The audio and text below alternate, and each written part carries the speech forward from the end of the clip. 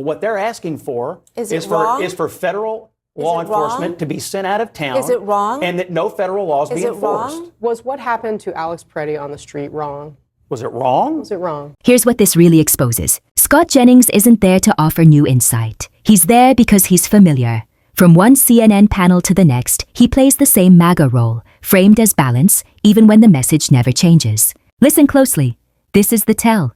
Repetition replaces accountability. Debate becomes performance, and real consequences fade into the background. So let's get into it together. Not for the spectacle, but for the truth. Because democracy depends on challenging power, not recycling its defenders. If you believe the path forward is built on progress and accountability, hit that subscribe button. Let's make this community a strong voice for democracy. All of these illegals, they, being the White House, need to recalibrate on what needs to be done. I'm not comfortable with what's happening in Minneapolis at this time. It's hurting our chances at the midterm, and I'm just being frank about it. Republicans from across the country, including some of the president's closest allies, now openly questioning President Trump's immigration strategy after 2 fatal shootings in Minneapolis, with some saying he risks losing credibility on the issue. In the Senate, at least a dozen Republicans have called for an investigation into the shooting of Alex Peretti, and lawmakers in the House and Senate are preparing for administration officials to testify in the coming weeks. The House Speaker, Mike Johnson, is still yet to comment on any of this, but we did just hear moments ago from President Trump. Let's listen to what he said. We have Tom Homan there now. We put him in there. He's great. And they met with the governor, the mayor, everybody else, and we're going to de-escalate a little bit. But I will tell you, you look at the numbers, they're doing better than they've done in many years because we took thousands of criminals out of Minnesota. My panel is back. I mean, Alex Thompson, President Trump saying, the quote is, we're going to de-escalate a little bit. Well, and it's notable, a lot of those names that you showed that have been critical are also people that are openly contemplating running for president in 2028 and potentially challenging J.D. Vance. Senator Ted Cruz basically said it is not believable when you call a mother of 3 a domestic terrorist. You have Senator Rand Paul is basically going to try to grill Kristi Noem and have been openly critical of sort of having these masked agents doing it. And that's also why you are seeing Donald Trump, in a way that is not, I think you mentioned early in the show, for him to sort of reverse course on this when his default is to double down is really striking. Yeah, Lulu? Yeah, I mean, one of the things that I think Donald Trump is very good at is trying to snatch a win out of something that is very, very bad for him. And he is trying to now play the statesman, right? He's separating himself from a lot of the controversial statements of his deputy, saying that he didn't know about it, that he had no idea what had happened, and that he is actually going to be, playing a conciliator. And we'll see if that actually means something on the ground. There is a lot of suspicion in Minneapolis that this is just window dressing, and it remains to be seen how this all gets worked out. I mean, Scott Jennings, those comments there from Greg Abbott of Texas, not nothing. Yeah, look, I don't know what, I mean, some of these are general, and I don't know exactly what they mean by it. I'd be curious to know what they would have the president do. He's in a little bit of a strange situation here because... Would you have him not do what he just said he's going to do, which is de-escalate a little bit? I don't know what that means either. I mean, what's a little bit mean? I don't know what that means. I mean, I would just caution all these people. You cannot let an angry mob nullify federal law in a jurisdiction. If you they mean, do you that, mean the American people? Is that what the angry mob is? The American people? These people in Minneapolis are an angry mob, whether you like it or not. They don't like the fact that the president is enforcing long-standing federal immigration law. Does that mean they should be shot on the street, Scott? No, that's the question that we're talking about, right? The debate is about what the president's going to do next. And if you were to let them win and you were to be run out of town, what do you think would happen in L.A., Chicago, New York, all over the country?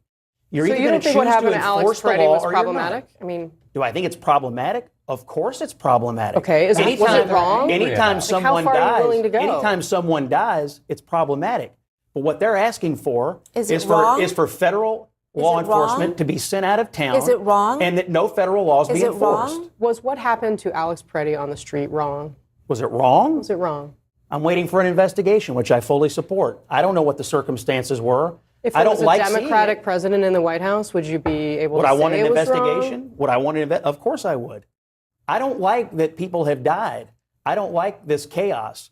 But I also don't like the idea that we're just going to say, well, in this one little territory, we're not going to enforce federal laws anymore. That doesn't strike me as a good idea for the president right now. So he's got a tricky situation. It's very complex. But being run out of town by an angry mob, to me, is not an option. Here's what this really exposes, and why it goes far beyond one talking point or one panelist. When Scott Jennings repeatedly calls this an angry mob, he's not making an observation. He's making a moral judgment. Because once you label citizens that way, you no longer have to grapple with their rights. You no longer have to listen, and you no longer have to explain. You just dismiss. But these aren't faceless agitators. These are the people of Minneapolis and Minnesota, residents, voters, parents, neighbors, reacting to what they see as state power gone unchecked. They're not acting out of chaos. They're acting out of concern, frustration, and the basic instinct to protect their community. Listen closely. This is the contradiction at the heart of Jennings's argument. He cloaks himself in the language of enforcing federal law, yet avoids confronting the reality of who is actually being targeted. U.S. citizens, people following the legal process, individuals checking in with immigration courts, complying with all the rules. That's not a gray area. Due process either matters or it doesn't, and when it doesn't, the law becomes a weapon rather than a shield. And this is where the names matter. Because stories become human when names are attached. Renee Good, Alex Prey, one protesting peacefully, the other simply recording events. Neither violent, neither threatening. Yet both were caught in a narrative where force came first and accountability came later. If it comes at all. This is not enforcement under control. This is authority acting on assumption, not facts, and prioritizing spectacle over justice. Let's be real. If ICE were genuinely focused on violent criminals, communities wouldn't be flooding the streets to defend them. That's not how citizens react to danger. They react to injustice. And what they are responding to is visible. Single mothers detained, children frightened, teenagers shoved to the ground, a 5-year-old boy caught on camera in the chaos, tear gas near schools, agents acting with escalation when restraint was available. That's the evidence. That's what fuels protest, not an imaginary narrative about a mob. And this is where democracy meets denial. Peaceful, lawful protest is being reframed as disorder simply because it challenges those in power. Scott Jennings and the MAGA ecosystem don't oppose protest in principle. They oppose protest that questions authority, that demands accountability. Look at the contrast. January 6th is rationalized, even celebrated. Peaceful citizens demanding justice, condemned as lawless. That's the moral double standard at play. And it undermines the very foundation of civic trust. Here's the structural problem. When ordinary citizens are treated as threats for speaking up, the debate stops being about immigration policy at all. It becomes a question of whether dissent itself is still allowed, whether transparency, oversight, and constitutional protections are privileges for all, or tools applied only when convenient. That is the real fight. The takeaway is clear. This is not chaos versus order. This is accountability versus deflection. This is citizens exercising their rights versus power insulating itself from scrutiny. And in a democracy, when deflection wins over truth, the cost is never abstract. It erodes trust, corrodes institutions, and leaves ordinary people, Renee Good, Alex Prey, the families watching from their windows, to bear the consequences. This is what real oversight, transparency, and citizen courage look like. And it's exactly what Scott Jennings, in his repeated talking points, is trying to make invisible. When both of these killings happened, there was no rush to an investigation. You had the administration at the highest level render their verdict, blaming the victims. And to Lulu's point earlier, a lot of Americans said, well, if that's going to be how this plays out, then what's to stop it from being me? That's what people are so angry about. They are angry not that the president is enforcing his immigration goals, that ICE is doing it in a way that is indiscriminate, that has led to violence, that, you talked earlier about whether or not local officials are cooperating. It's this administration that is getting cited for contempt of court for not honoring court orders. It's this administration that is icing out the local officials when it comes to the investigations of these shootings. So I think that's what people are angry about. I'm angry about it. I don't think I'm part of a mob. I'm angry when I see my government not being accountable, when it is violating virtually every, violating the Constitution in many of these cases when it comes to due process, when it comes to search and seizure issues. That's not what even his biggest supporters voted for. And that's why you're seeing a cratering in public support. I mean, go ahead. Another striking thing beyond conservative lawmakers has been conservative media's reaction, especially over the last day. You saw Sean Hannity go out there and say, and conservative media, to be clear, was honestly sort of egging on ICE and being very defensive of them for the most this year. But you saw people like Sean Hannity, Jesse Waters, Wall Street Journal, the New York Post, all basically call for Trump to de-escalate. Well, in another instance where we have exactly what Alex is talking about, here was what Sean Hannity had to say about ICE. Watch. Now, is ICE perfect or not? Can they do a better job? They can. Do I think that, some of the optics at times, do I think that going into Home Depots and arresting people there is a good idea? I don't. I don't think the people that if you're working at a place, you're not the immediate problem.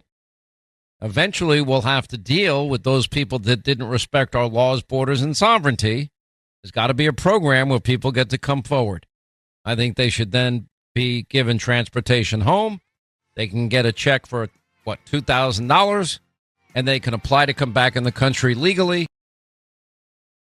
mean, Scott Jennings, even Sean Hannity thinks this has all gone too far. Well, most of the people who have been deported or have left the country have done so voluntarily, and many of them have gotten a check, just the way he is describing.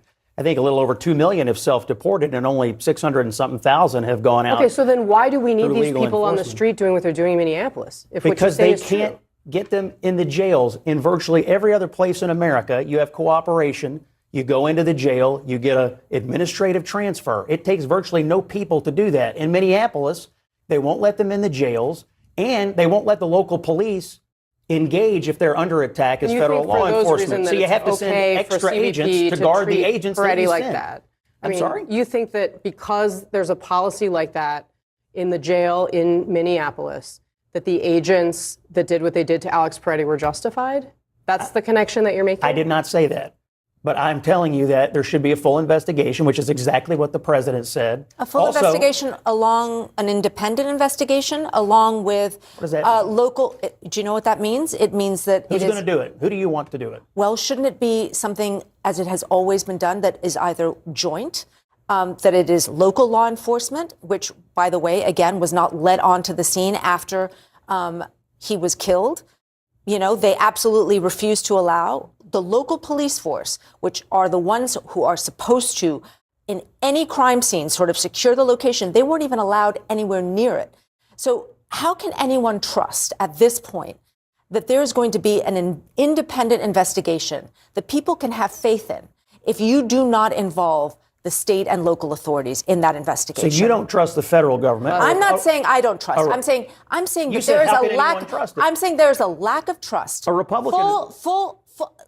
Sorry. Scott, is there not a lack of trust? Is there not a lack of trust right now after you've seen this administration lie in the way that it has? How can I trust an investigation run by Walls and Fry, who after every time something happens rush to call it a murder? They've already prejudged it. But it's a question of having a joint investigation. I don't understand why that can't be. If the feds want to do that, I don't have a problem with that. And the president this morning, we seem to be glossing over this, said he wants a full, fair investigation of what happened to Peretti. Right. Well, now he does. This, of course, after his Secretary of Homeland Security called him an assassin, among other things. And you know what? The lack of mutual trust that any of us are now able to have in any of our institutions, whether they be law enforcement, whether they be the administration of our elections, is the challenge that we are all.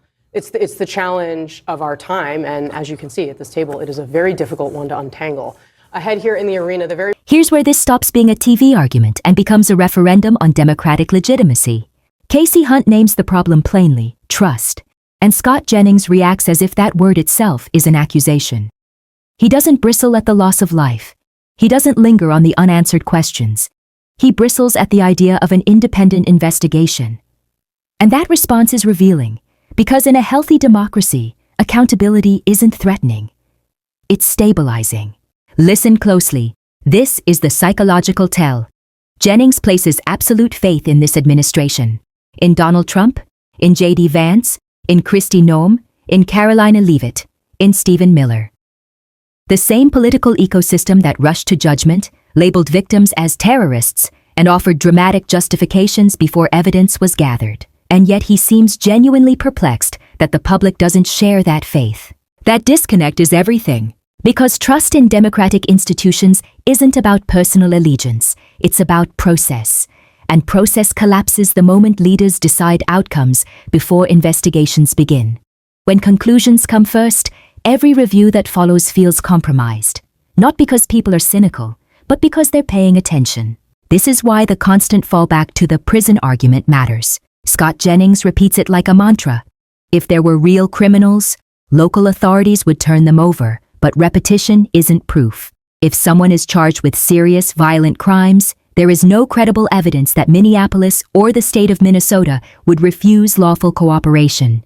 None has been demonstrated. The claim survives only because it's familiar, not because it's true. What is evident is who keeps getting swept into these operations. A single mother who's lived in the country for decades, a worker detained at a job site, a scenario even Sean Hannity acknowledged looks wrong.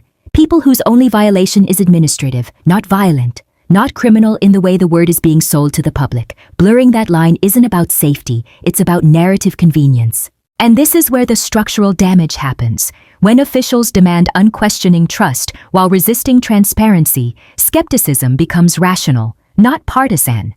Rational. Independent investigations aren't anti-law enforcement. They're the mechanism that preserves credibility when force is used and lives are lost. This moment exposes a deeper fracture. People aren't rejecting law. They're rejecting a system that asks for obedience without proof, loyalty without oversight, and silence in the face of power. Joint investigations, shared authority, clear evidence. These aren't radical demands. They're the baseline of democratic accountability. Here's the final truth. Institutions don't collapse because citizens ask hard questions. They collapse when leaders treat those questions as disloyalty. When trust is demanded instead of earned, democracy doesn't just weaken, it quietly rewrites itself into something else. And that's why this exchange matters. Not because of one panelist, not because of one show, but because it reveals the choice in front of us. Accountability that strengthens democracy, or blind loyalty that slowly empties it from the inside.